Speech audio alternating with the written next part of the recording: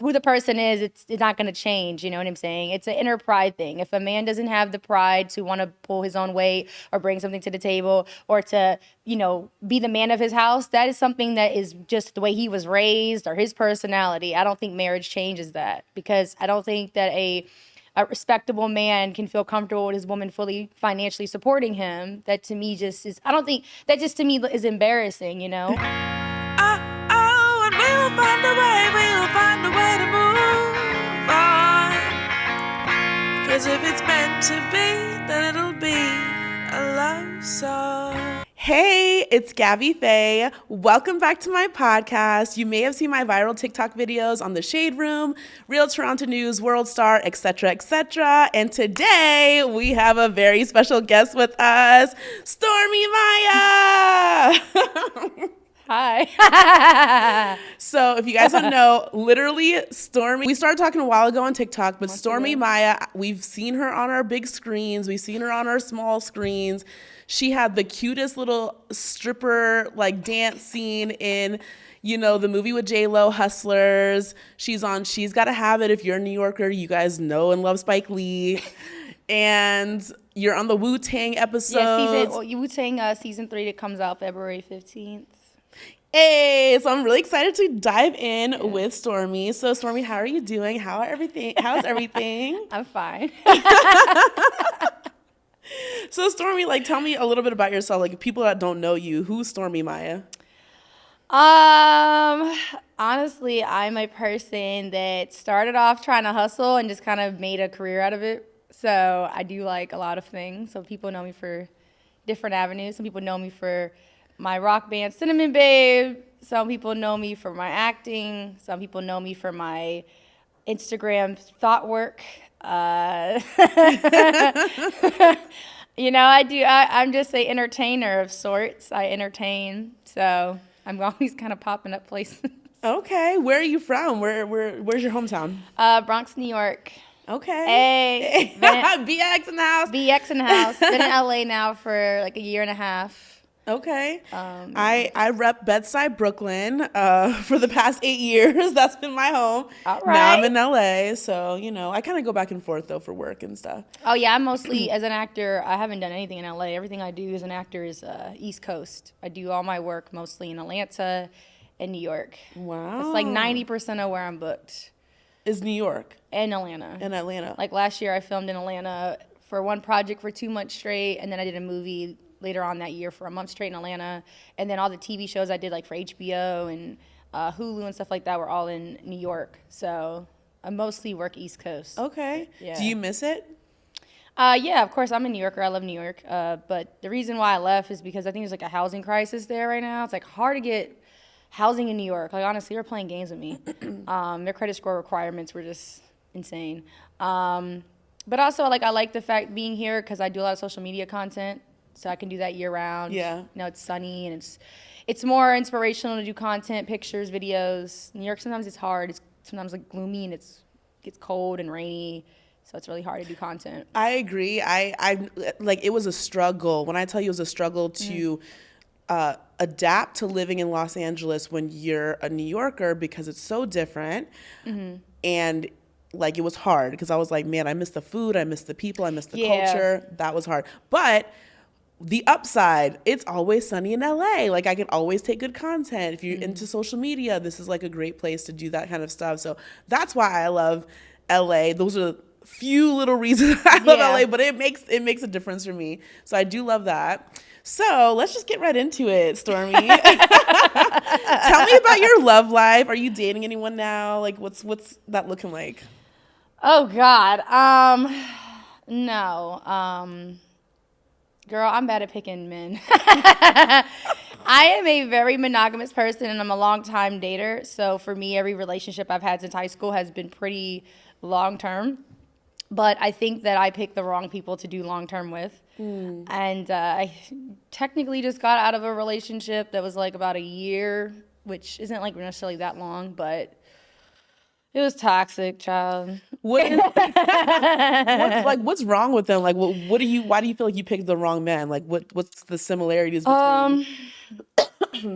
Well, I think that you know, I have slight envy, you know, for women like you. Really? No, I'm serious, because I think that, like, I think I'm a little bit too forgiving on a lot of fronts about like what a man has to bring to the table and what I will deal with and what I will receive. And I think a lot of times it ends up biting me in the ass, because I'm willing to work with men, and I've been doing that for years, where I'll accept men who don't necessarily bring a lot into the relationship, as far as like most of them have not met me financially, and a lot of them have not met my work ethic. And I have tried to balance it of like, okay, I don't mind being like the main breadwinner or the main, like, you know, making the most money in this relationship, and thinking that the men in return would be appreciative, or thinking that in return the men would like respect that. But unfortunately, what I've been dealing with for years are men that are envious that I'm making more money or that I'm doing better. And then I also have dealt with men who have taken advantage of where I am the main breadwinner, and then I'm thinking, oh, they're going to appreciate the fact that I'm doing this for them and this for them. But in turn, I'm always kind of getting like talked to like I ain't shit, you know, after I've put so much into it. Like, I'm saying, like, I'll sit there and work with you. I'll be like, okay, you know, you ain't got to have it all together with me, and I'll help you build up. I've employed men, everything, and then in the end, I've never been appreciated thus far. I've been taken very heavily advantage of. So at this point, I'm just like, I don't know. Do you feel, girl, I've been there. I've been there, and I'm over it. Okay, I'm done dating broke boys and being their mothers and doing everything for them and trying to like make them, you know, build a man. I'm not building a man anymore. Come correct or don't come at all. Like, I'm just so tired. Like, because you just get fed up and frustrated. And I've noticed that, because you know I date. I noticed that like men who don't have their shit together and you do, that those be the main ones to take advantage and not be grateful for it. Because I feel like sometimes, not all the time, but sometimes men feel like you're taking their manlyhood if you're the breadwinner and you can do all of this that they can't do. So like to take it out on you, they're like treating you like you ain't shit, talking to you like you ain't shit, and all of that, because they can't stand the fact that their woman is coming with everything, you know, taking care of things, and they can't do that, and they feel like they've lost their manhood in that situation or whatever. I think it's dumb, but like their prides be hitting hard, and like they have big egos, and like I always talk about this, the fragile male ego. They cannot handle sometimes when their woman is doing better than them. But it's like, why are you looking at us like that? Like competition. It's embarrassing. Stop it. That's unfortunately been my experience in back-to-back relationships, where I have my career, and like I said, I'm making my money and I'm doing everything, but then I will try to help whoever I'm with, like escalate, you know, in their life. But unfortunately has not been appreciated. It's been almost like entitlement. It comes with it. So I've had men that I have built up, like when they got with me, and then by the time we were done, they were in a better position in life, where I helped them financially, I helped them get in a better position. And I have found myself getting taken advantage of and being talked to in a certain way. And I've seen envy and anger. I had a relationship where I was helping them a lot, like elevate in life and get in a better position. And then at first it was grateful and happiness, but then as months went on, it became like they were very upset and angry towards me. And when I addressed it, they were just like, I feel like my whole life's about you and I don't have nothing for myself. And they were just upset that they were dependent on me almost, because they needed me in order to have proper livelihood and have their life together. And I'm just sitting there like innocently like, hey, I'm trying to help you. Like, I love you. I want to help you get your stuff together. But I'm getting met with anger of like, I'm a man. I'm not supposed to have you do this for me. And like almost like this anger. So then I'm looking like, well, I'm not going to be apologetic for my success and my hard work. So what am I supposed to do? Watch you struggle when I love you? So unfortunately, it's just been hectic. And I've been trying to maybe in the future find an equal or someone better. But yeah, have not found that yet. I feel you. And oh my gosh, it just gives me flashbacks, because that's literally the type of men I used to date. And I'm just like, raise your standards, women, raise them, because these men will never treat you like the queen you deserve to be treated, because they have to do the self-work of not being jealous and like, you know, make your work ethic up, get your money up, do your thing. Like they're just, the fact that like a man that you're in a relationship with would be jealous jealous of your success, that's a weak man. Like, that's like a really weak man. Like, how are you jealous of your woman? That's crazy to me. It's very common though. And like, I've dated mostly men who are older than me. And yeah, a lot of them are jealous if they are themselves aren't bringing as much to the table financially or whatever, or seeing my success and being slightly jealous of it. It's been a problem I've had, but I don't even honestly ask for much. I tell people to, like, you know, even if they don't support me, I'm telling them, like, pull your own weight, you know. I have no problem even, like, if you want to split things down the middle almost, but a lot of people I'm with, I've noticed that they're not even trying to pull that because they're like, oh, she got it, she can handle it. And I'm getting taken advantage of a lot, unfortunately. That is so sad. Yeah. And the fact that you said, because that behavior, I do notice a lot from like younger men, but you're saying that you date older men and you still get that. It doesn't matter age. Ooh. I only date older men. Like, it doesn't matter. How much older? My two, well, okay, so the last one was 6 years older, but then the two before that were 13 years older. Okay. So, I mean, that's pretty much a big gap. Like, Yeah. did they have jobs? Like, were they working? Did they have their own place? Own place. Okay, so the first person was my ex-husband. He was 13 years older. We actually met because we were roommates. I was 18. He was 31. Wow. And we were roommates. And so, Wow. yeah, it was in some Bronx shit. And you ended up marrying your roommate. Yeah, I mean, it wasn't that. We were dating first. We became boyfriend and girlfriend first. We were together for 5 years, and then after that, I was in a relationship for 5 years. No, I lied. 3 years. I don't know why I said 5. I was in a relationship for 3 years after that, and he was 13 years older as well. When I met him, he had his own place and everything. We ended up moving in together. And then the last relationship, same thing. He had his own place. We moved in together. And usually when like the move-in happens, then it's like, I don't know. That's usually when the bad stuff happens. Really? Well, yeah, usually then at that point, I've noticed people pulling very low weight in my experience. Oh my gosh. So, okay, so Yeah. some women do like wonder, like there's like a debate going on, like whether if you move in with a man and you're not married, you're just shacking up, that if that's better or worse than if you're married. In your experience, you've been married and you lived with your husband, Yeah. and then you've been shacking up with your boyfriend. What? I've been shacking up. But like, was there a difference in their efforts and their behavior and all of that?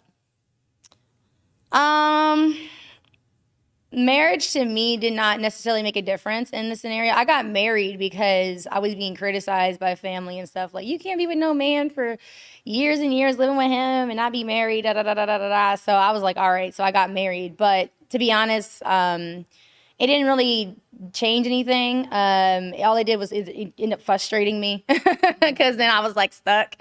And I felt like I got married too soon, too early.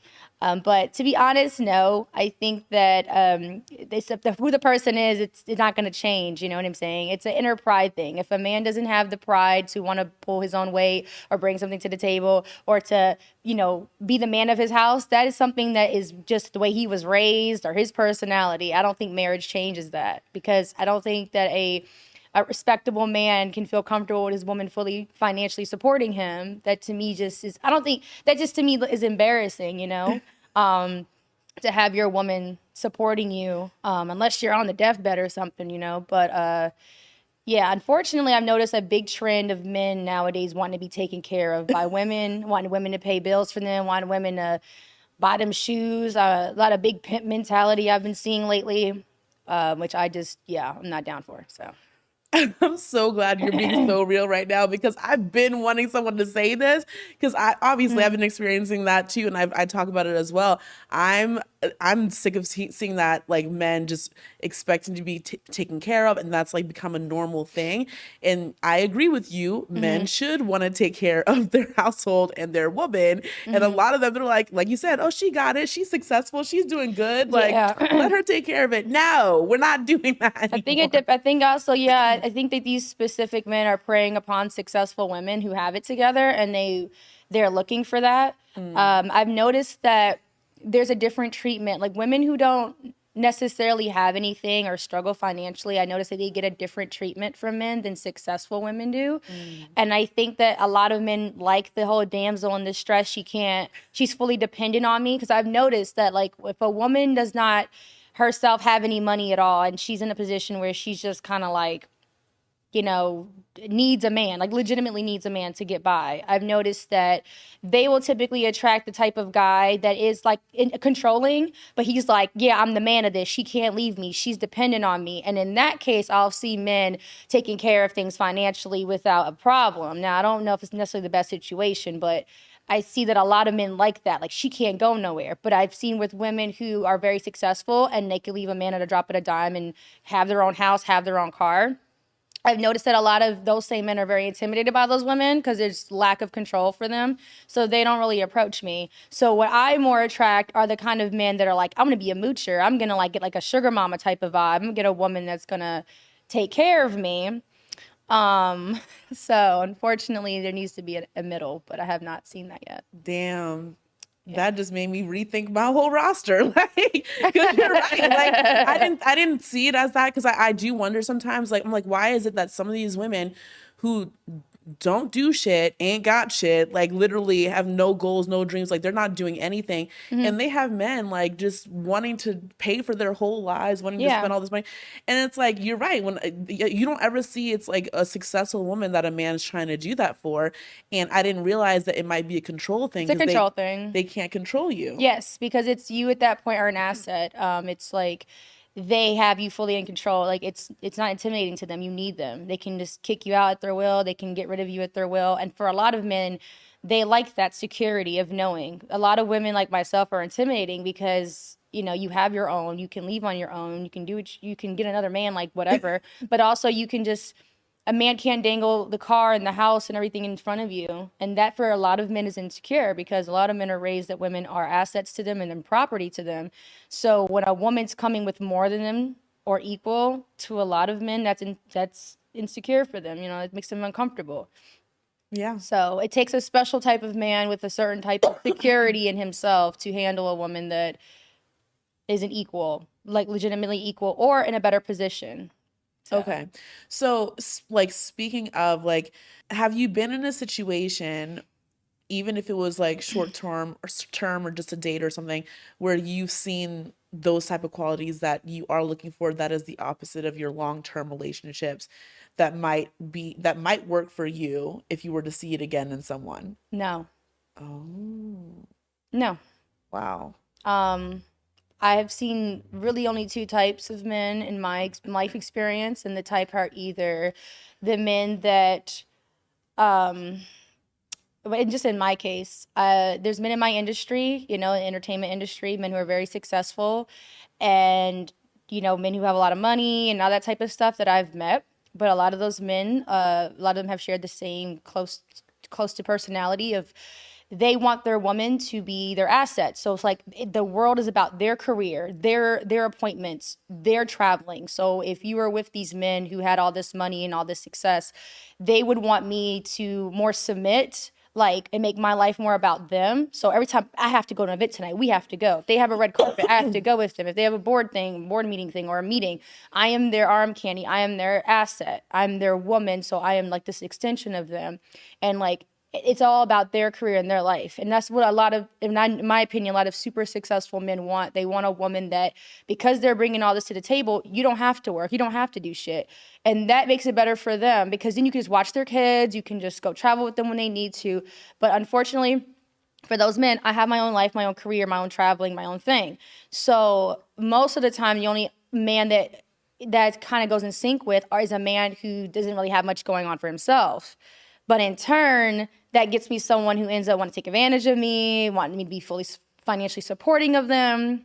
So I don't know. I haven't really found a good in between. You're speaking to the choir, okay? Like, you what you're saying is so valid, because I've run into that. Like, I have a lot of guys trying to eat me up who want to be around me, who want to date me, whatever, but like, it's because they're bringing nothing but like attention.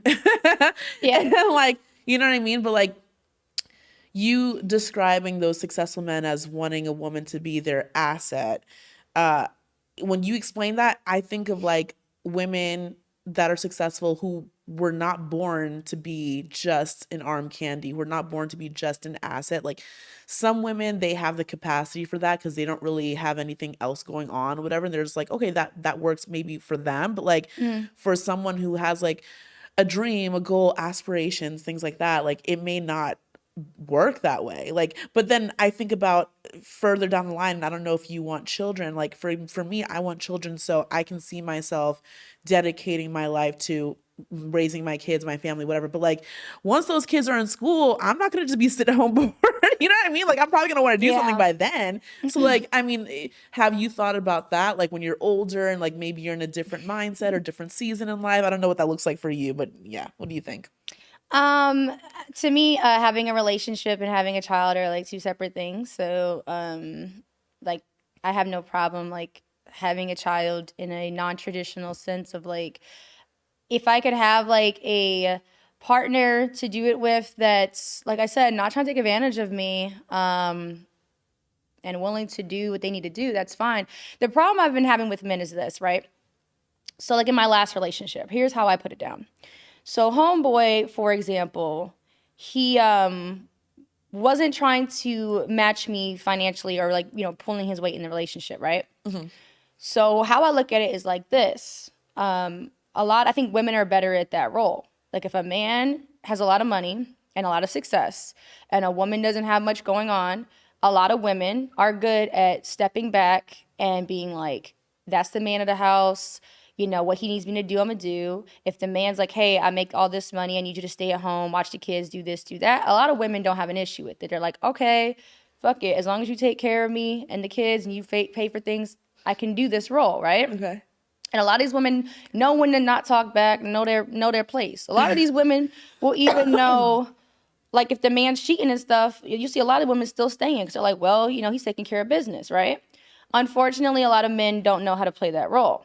So what I've told some men is I'm like, okay, well, you don't want to match me financially. You don't want to bring your weight in finances to the table. So I'll treat you like a little house husband, but that means that you're going to have to cook, clean, take care of this, basically do my beck and call.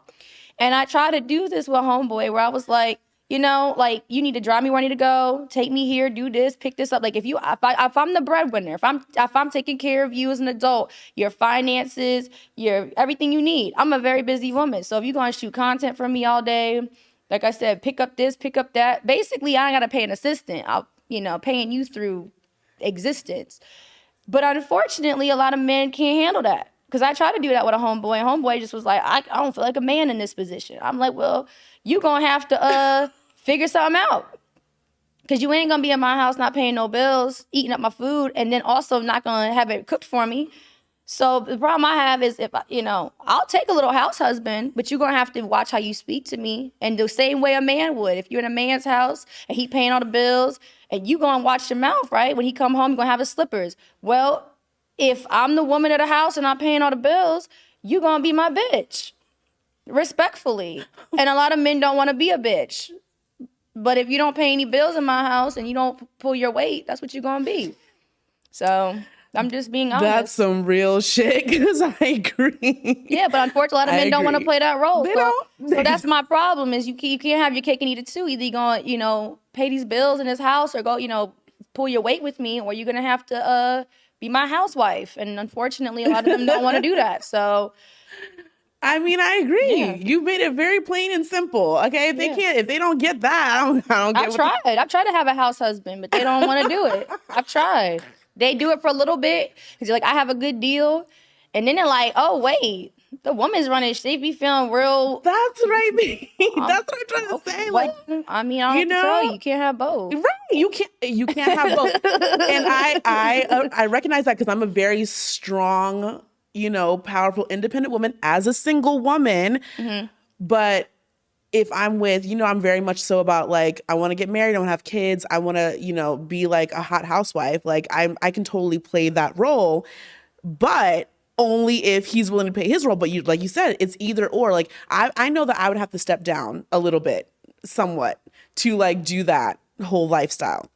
Mm-hmm. I'm willing to do that. I'm willing to work on that for that lifestyle as long as he's taking care of business. But he has to be taking care of business. If he's not taking care of his end of the role, then we about to switch roles real quick, and you about to be the house husband because you're not doing what you're supposed to do, and that's not fair to me. I don't want to be one of those women who like go to work, have to work 40 hours a week, then come home, cook, take care of the kids, make sure they're showered, make sure their teeth are brushed, make sure the dirty laundry's, and all he does is go to work and then come home, eat, and go to sleep. Like that's like me taking most of the load. Like now I'm doing like 80% of the work here, and you just gotta do. And then he has the nerve to come home and complain. Well, I worked all day. Sir, so did I, and I still had another job when I came home. And a lot of women are living that reality. And this is what I mean, like raise your standards, because it is not fair that like some men want their woman to work full-time jobs and have, be married to him and take care of half the bills, whatever, and then also take care of the kids. And because like a lot of guys don't want to do that. They don't want to come home and change diapers and cook and clean and make sure the kids did their homework, all that. Like they don't like to do all that stuff. Like, a lot of them complain about that, but then they want 50-50 and they want these women to pay half the bills and do that other work too. That's not equal at all. That's just you taking advantage of a situation because I'm not gonna let my kids starve. I'm not gonna let them go hungry and go dirty. Like I'm gonna make sure that they're taken care of. You know what I mean? So that just drives me insane. Like I wouldn't have a problem with a house husband, but the problem, like you said, it's hard to find a man that really wants to play that role because at the end of the day, you can stay home with the kids all day. Like I said, have dinner ready. When I come home, I'm treated like a princess, because rubbing my feet. I worked all day. I'm paying the bills in the house, but unfortunately, like I said, a lot of men talk a good game about how they could do it, but they can't. It's an ego thing because they get clowned by their boys. They get called simps. They get called all this different type of stuff. So they can't handle it. It's true. But you're going to have to bring some money. It's true. So like in an ideal, like you make a lot of sense. Obviously, I agree with you. But in an ideal world, what are the roles in your house, in your world? Say you're with a man or whatever, you guys are living in a house together. Who's paying the bills? Who's taking care of, the kids, bath time, laundry, dishes, I don't know, whatever else makes a family, makes like a home. Who's in your ideal, like what would you ideally want from your man in that situation? What does that look like to you? Okay, so me personally, I would never be comfortable in letting a man fully financially support me. Just that's my comfort because I'm a control freak and I'm a person that likes to feel like I'm very much in control and I'm very protected. I have my own personal traumas with homelessness and just kind of like not having stability growing up. So for that reason, I've been a person that's always make sure that I have my power with, especially where I live and all that. I like to own what I'm, where I'm at, make sure my name's on the property, make sure I got my, I put my money in so nobody can talk shit to me because of my own personal traumas and issues. So I would never be comfortable with someone fully supporting me because I don't want nobody throwing that in my face, But I would like an equal, like that's really what I want. I genuinely just want someone who works with me, like pulls their weight. 50-50 is honestly fine with me. Everybody pulls their weight. Everyone cleans the house. Everybody contributes to cooking or getting groceries. Like I just want more of a partnership. Yeah. So that's comfortable for me. Everybody pulls their weight. But like I said, in my situation, because I'm typically in a better financial situation than most people that I'm with, a lot of people take advantage of that. And they're like, oh, well, you make more than me or you're doing fine, so you don't need it. And when they don't see a woman struggle, they don't feel this initiative to like, oh, let me help. That's what in my experience. That's real. As I've seen these same men with exes that they've dated be kind of like damsel in distresses. Like, I ain't got a job, I'm working 9 to 5, but I'm making minimum wage. And a lot of these men are like, I'm gonna pay for her nails. I'm gonna pay for this. And then when it comes to me, I don't get offers for my nails to get paid for and all this different stuff because they're like, oh, she got it. She got money. She can take care of herself. Wow. And I don't like that because I don't necessarily need it from people. They don't offer it to me. But I really just want like that partnership. That sounds like a great deal for a lot of guys because like, they be blowing up my comment section on my TikTok. They be blowing me up talking about, it should be 50-50. We're equal as well, all this stuff. And like, they all seem to be wanting this. I'm not a 50-50 girl. I'm sorry. Pay my bills. But like, what I mean? There's a lot of women that are. But we still don't get 50-50. That's what I mean. So Because, I'll be honest with you. I've tried it. I've been doing that's what I've always done in relationships. And I've very rarely gotten 50-50. that is so sad. I've always pulled my weight plus more. So like, how, I mean, you're young, you're in the industry. Like, how did you start making money? Like, how did you become successful? Like, how did you get to this point to where you're so successful? These men trying to leech off of you. Like, I don't even consider myself so successful. It's not yet, but I think compared to the average person, I suppose, financially, I suppose, and like things I've done, I guess. But to be honest, like I said, my traumas fuel me. So I was a foster kid. I was homeless a bunch of times before I even turned 18.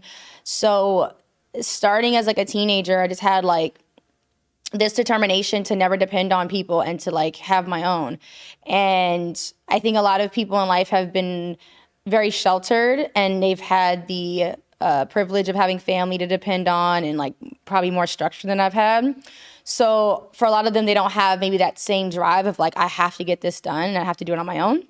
And when I aged out of foster care, I immediately had to depend on, random people, like guys that I had dated or knew, to friends, to random family members. And I remember being treated very badly by people when I didn't have my own. When I had to stay with people, people treat you like a dog when you don't have shit. When they know you don't have nothing, when they know you're fully dependent on them and you need them, a lot of people will talk to you like you're nothing.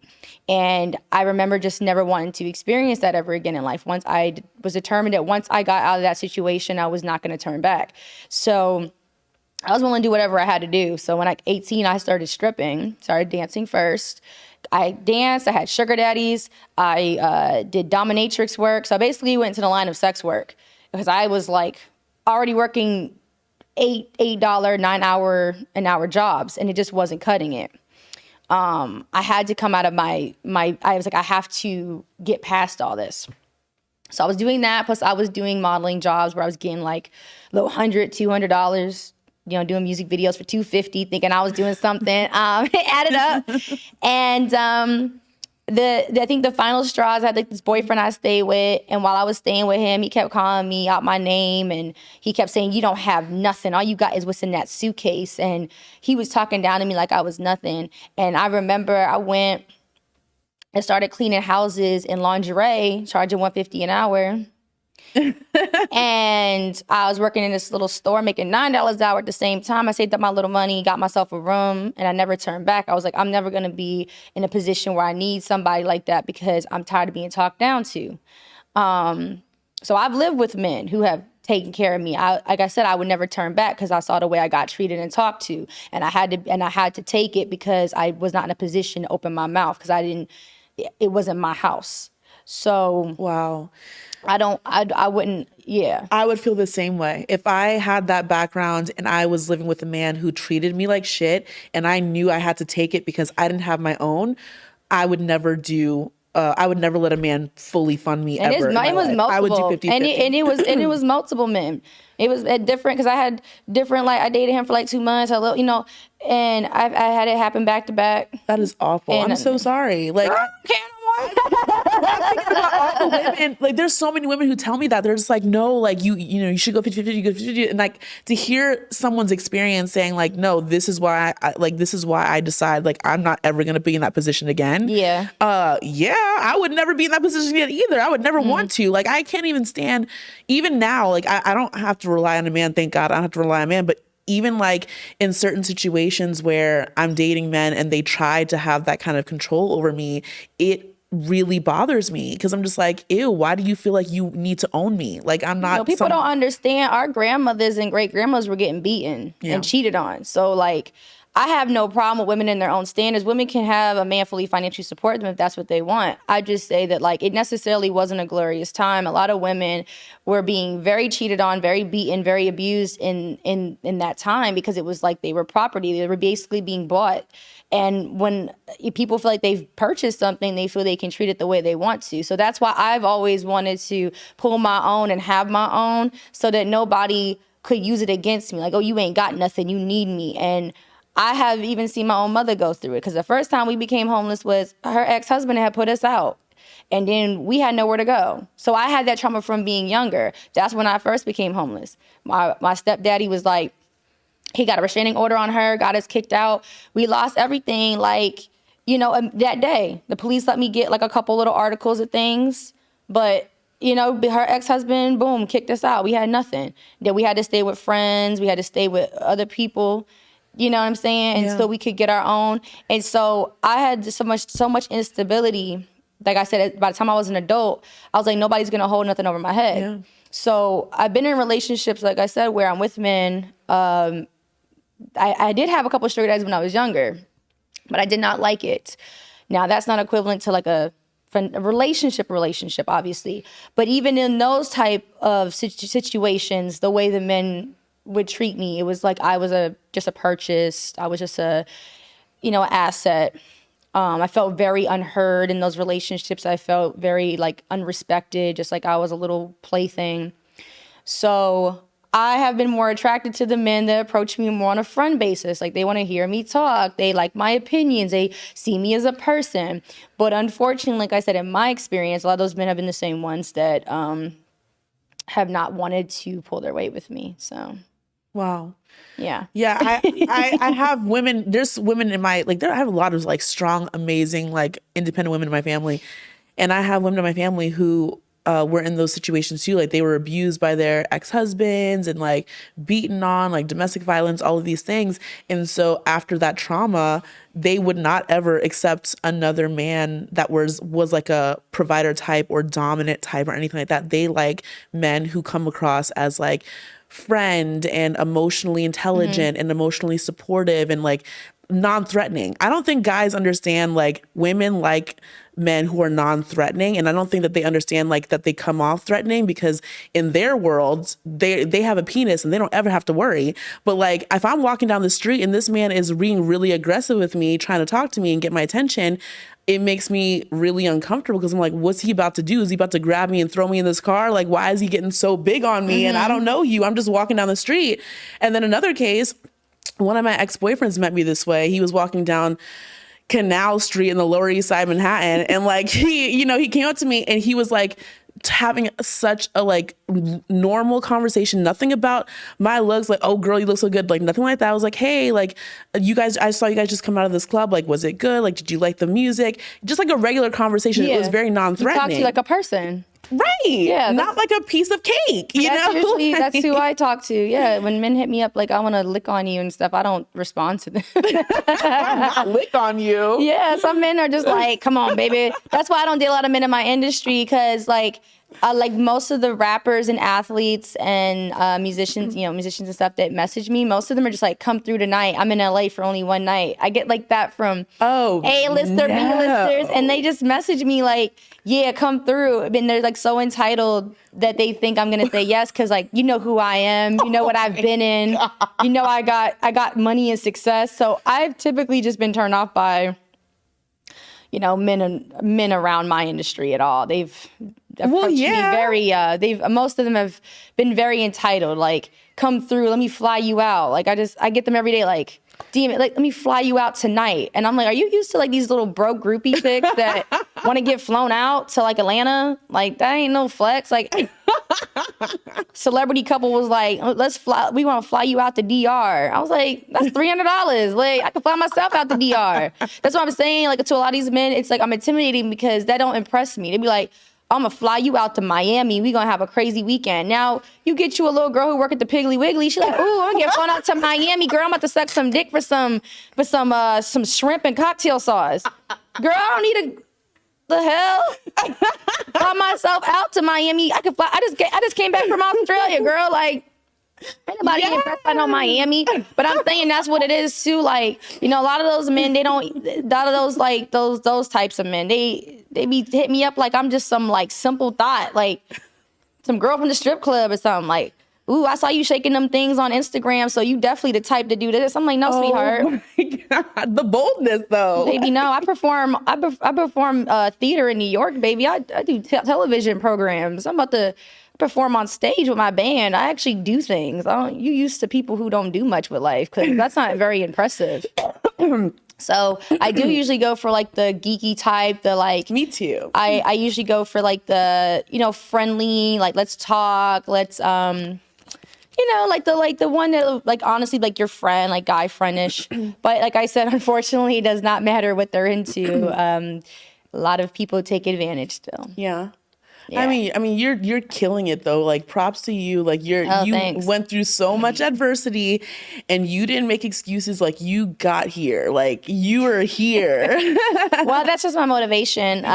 When I was in the group home and stuff, like a lot of people used it as kind of like, well, my life was, I was dealt bad cards. I'm gonna just, go down that road. I was like, nah, I can't do this. I was like, I want to travel the world. I want to do dope stuff. I just wanted to be bigger than life. I wanted to do cool stuff. So I just kept doing it. And that's what I do. And that's what brings me, honestly, joy and happiness. And I think a lot of men, too, are intimidated because even my last relationship, I tell them from the beginning, my career comes first. And I tell people that blatant. I'm like, hey, I just want you to know my career comes first. Because I have men who approach me and are like, I had this ex-boyfriend, he's like, if you ever do nude scenes or like sex scenes in movies or shows, I'm breaking up with you. And I was like, break up with me now. First of all, yeah, I do nude scenes. I do sex scenes in movies and shows and stuff like that. I did 4 last year. So I had to kiss like 2 girls last year, 2 guys. I had to do multiple sex scenes last year. I did a sex scene on Wu-Tang, season 3, coming out February 15th. Hey, plug.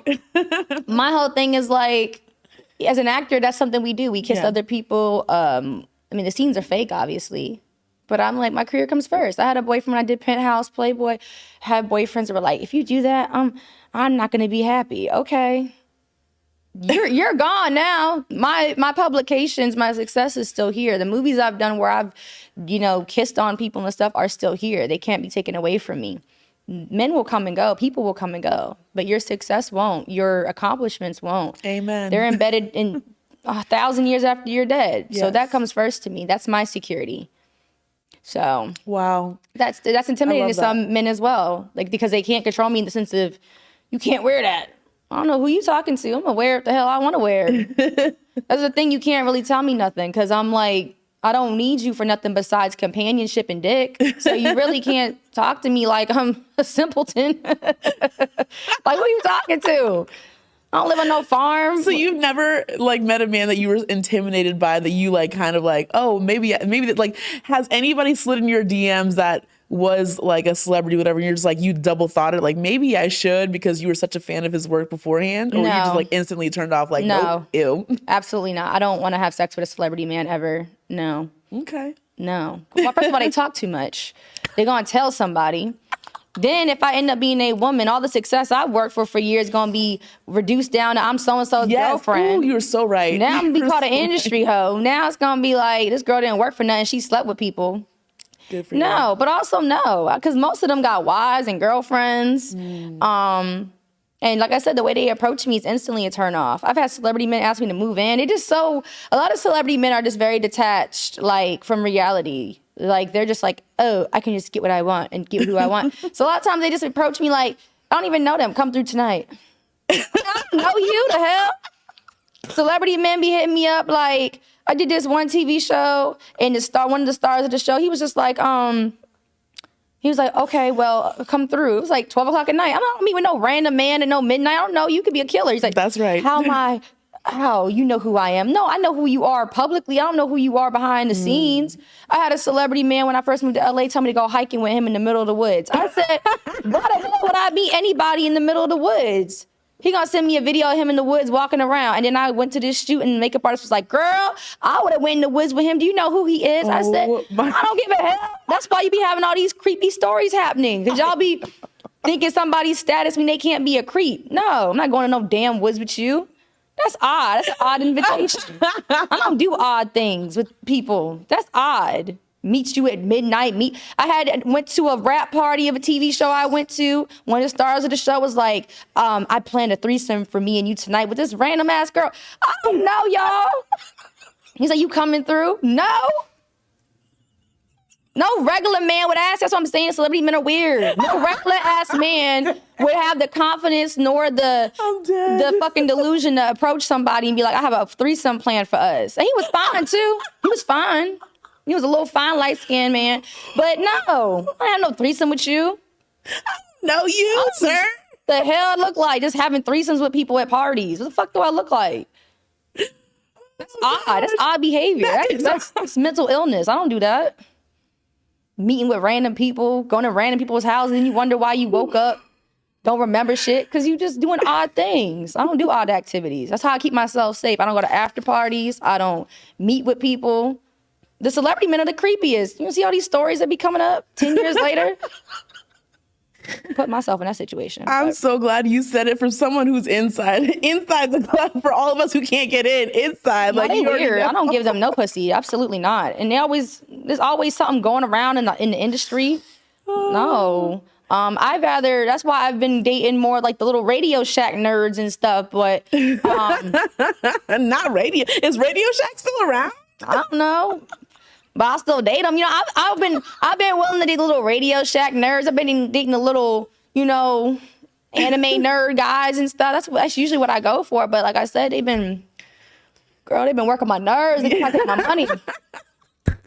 Playing games. And I don't date model types. I like dad bods and I like squishy men. I like not conventionally like attractive. Same, like the way most people would expect me to date. Like they expect me to date like some buff, man with a bulging face and what I'm saying, like a model type almost. And I'm more like the little nerdy looking guys, little chubby dudes. And even they be doing it.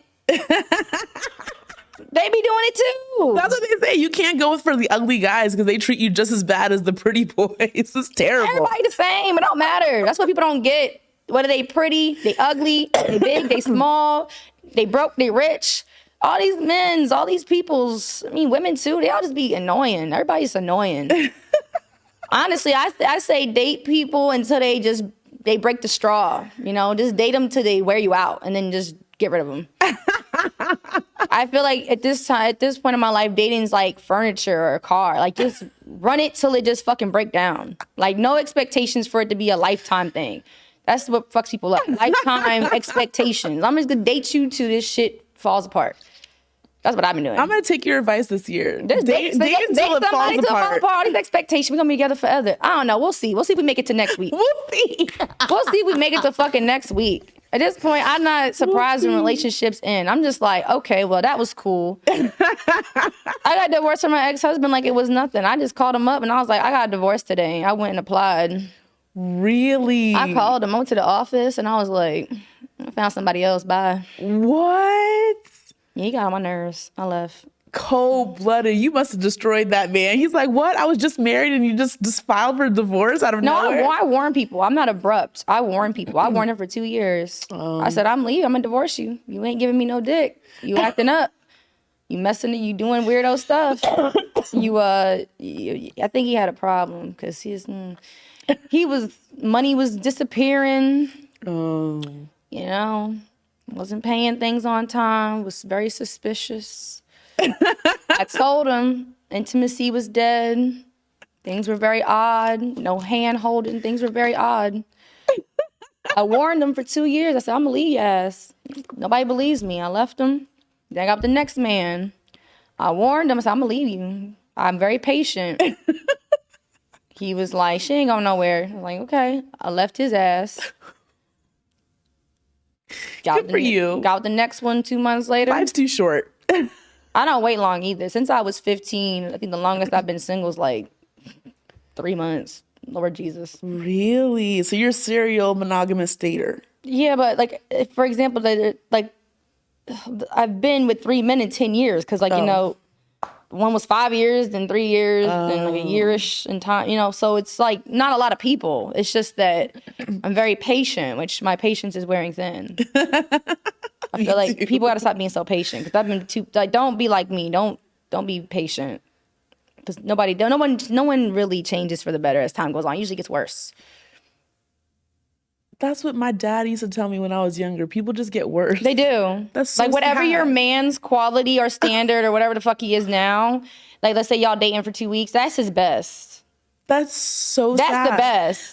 That's the best for that's everybody when they dating. Well, that's why like on these online dating apps, when guys like the first date, they like come over, I'll cook for you. If that's the best you can give me on a first date is to come to your house to eat up whatever kind of nasty food you got in there, like it's where does it go from there? Worse. There's a thing about it. You're never gonna get more from a man that wants to get your pussy for the first time. So once he gets it, it goes downhill from there. It's very true. He gonna do all his whistles and tricks to get in your pants.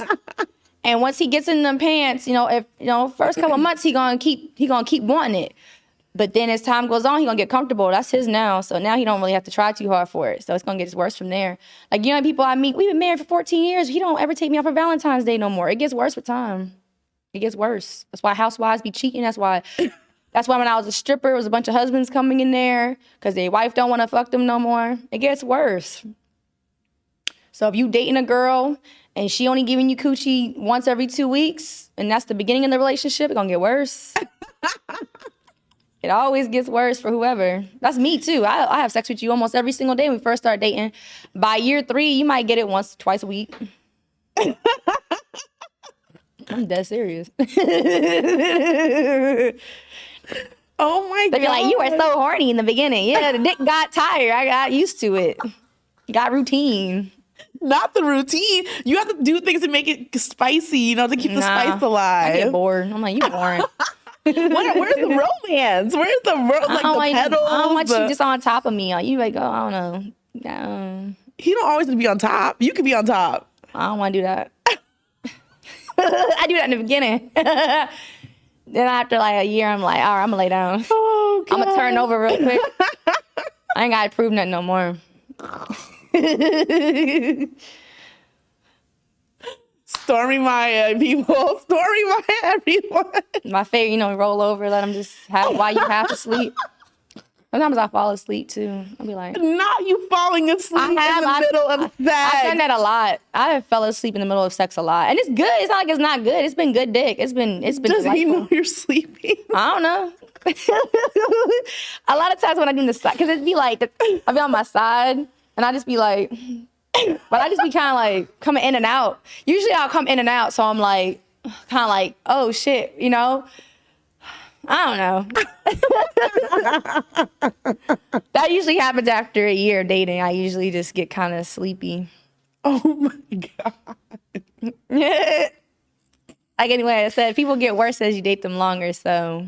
Oh my God. Everybody. Women too. Women stop shaving their leg after 2 years.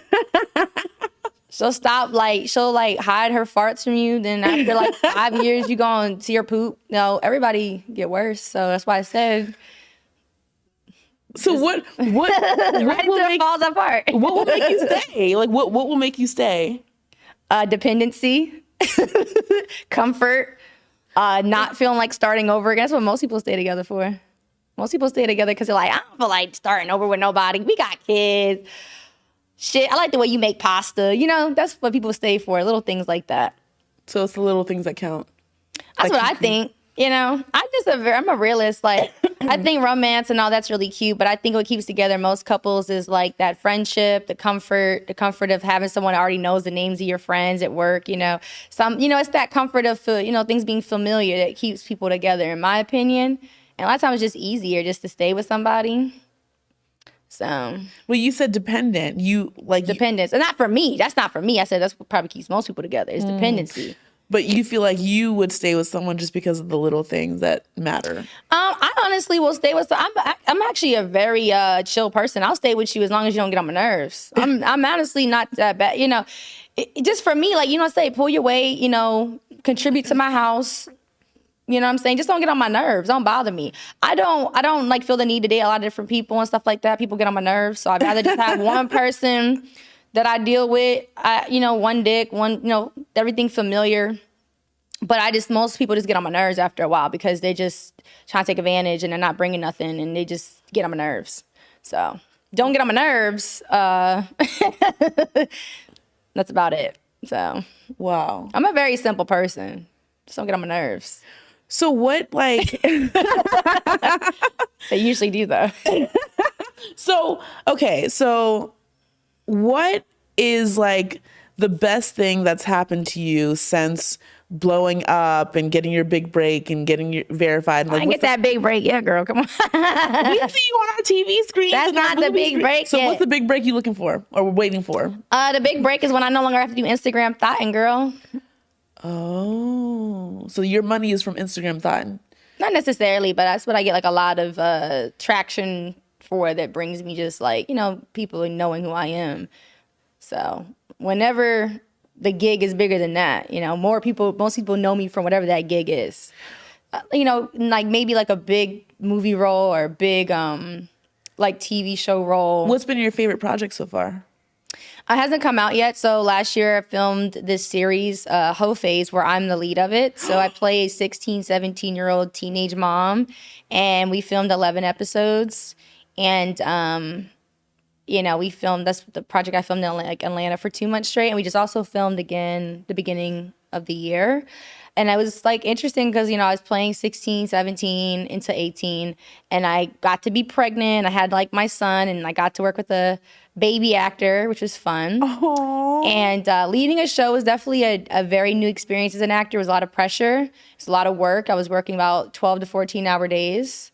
And it's a lot, because the show depends on you, and it's your show technically. So we just shot a billboard shoot for in January and everything. They That's so haven't amazing. revealed to me what network is going to be released on yet. So I guess I'll find out when y'all find out. But I did get to see, when I was just filming recently for them, I got to see the trailer and I got to see the first episode, and I love the way it looks. I get to work with some dope, people like, Ronnie's from Players Club. Yes. She's my grandma on the show. Oh my gosh, Shout out Ronnie to- is a grandma now? Shout out to Crystal. Yes. Crystal, yeah, she plays my grandma on the show, which was great. She was fun to work with. Professor 𝐤𝐤𝐬 is on the show. I love Professor 𝐤𝐤𝐬. He's literally my favorite on TV sitcom. Dorian Wilson, sorry. Dorian, I love you. Oh my gosh, I love you. So, I will watch him. the Parkers all the time. I love the Parkers. Girl. I love Ooh, the it's one of my Parkers. It's shows. my favorite. And Angie Stone plays my stepdad, baby daddy's mom. I can't wait to see this. When is it? When is it? I don't know yet. Oh my gosh, you will keep. Girl, I up never with know when Stormi nothing Maya. comes out. I always find out when everybody else finds out. And then I did this movie last year called We Made It in America, which was 𝐤𝐤𝐬's debut movie. Ooh. And I got to play like a third lead. So I got to play like this drug dealer's girlfriend who's running shit, which was fun. And it was a lot of dope legends in that. 𝐦𝐤𝐬𝐬, the girl from is it Empire? Empire? Uh-huh. She's the lead. And then my man on the show, my man in the movie is that meme, the guy like from The Wire. What's his name again? God I damn don't it. remember, but I can look it up. Yeah. Girl's name. Now he gonna hate me, girl. Oh my God, what's his name? Girl, tell me his name. The Wire. You know the guy, the meme. Oh, I should know. What the hell? I just was kissing up on him. Like, I should know. his Girl, name. you should know. You're gonna be like, Girl. I didn't even make an impact on you, and I was kissing you. No, he did. I just be, girl, I be forgetting so many people. I be forgetting names. Hassan. Oh, I was like Hassan, what's his last name, girl? Johnson. Hassan Johnson. Hassan Johnson. He's from was The your love Wire. life. Yeah, he was my man in the movie. He in Okay. prison and stuff. He in prison and stuff. Yeah, and I run his shit with his brother. We making moves, making money, selling drugs. That was fun. So I got to do some cool roles last year. Went from 16-year-old teenage mom to selling crack. That was fun. And then on Wu-Tang, I got to play this girl Cookie, and I'm making crack on that show and having threesomes. And On the Wu-Tang. yeah, that's fun. I got purple hair too. And then I did HBO last year to show that damn 𝐦𝐨𝐿. I worked at Radio Shack in the show. So it must be an old, like a throwback show, like from the 1990s. I don't know. Maybe it's just easier for copyright. Ain't nobody gonna claim nothing. I don't know. Girl, I made that up. I don't know if that's the truth, but it was Radio Shack I worked at. So like I said, as an actor, I get to do some really fun, cool stuff. Yeah. Well, Stormi 𝐬𝐬, thank you for being on the Gabby Fe podcast. You're amazing. Just to hear you were a girl from the Bronx, like just trying to make it. Now you're in LA on all these big films and TVs with like Professor 𝐦𝐤𝐤𝐬. I love you, Professor 𝐦𝐤𝐤𝐬. I literally love him. If you see him again, He's still fine too, child. He is so fine. He ages well. He's still He ages fine. well. Yeah, he's still fine. Love him. But anyways, follow Stormi 𝐬𝐬 at Stormi 𝐬𝐬 on Instagram, TikTok. Is it all the same? No, Instagram is Ultimate Center with a C because my band Cinnamon Babe. So I mostly use TikTok for music. Okay. Yeah, I can't thought on there. And then your Instagram?